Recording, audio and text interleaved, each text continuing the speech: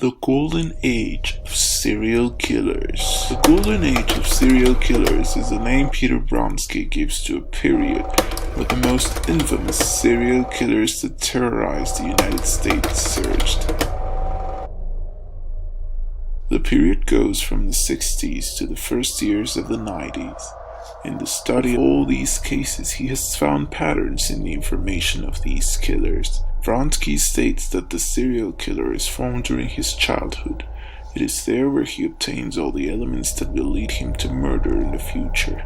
Generally, the Golden Age killers were sons of soldiers that had fought in World War II. The tortured minds of these parents created a violent atmosphere at home, where kids would either be victims of this violence or would fantasize with the dark stories of the war. The popularity of crime porn magazines such as True Detective that contained graphic images generally of women about to be murdered, raped, or mutilated.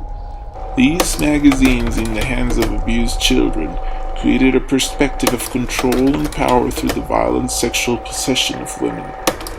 The association of the images of voluptuous half-naked women in gory crime scenes created an early hypersexualization and wrong idea about sex or anything related to it. In other cases, besides magazines on World War II, others came in contact with the lethal experience acquired during the Vietnam War, which many times was not learned from first hand but from parents, cousins, or third parties.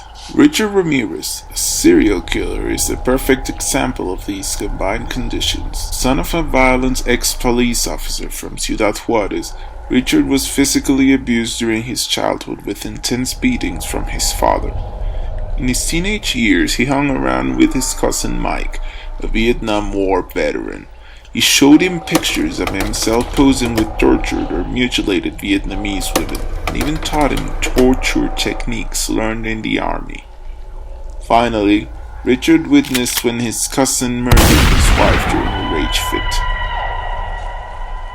Family violence, warlike atmospheres of murder and torture, and women as a disposable object to possess sexually, all present in this murderer's life. Of course, this was a general rule, for there were other cases not related to the childhood of abuse, such as Jeffrey Dahmer, who had loving parents who led a normal life until he killed his first victim. Other theories about the increase of serial killers during that era is that the interstate highway system made it easier for the killers to flee from one city to another and expand their victim radius.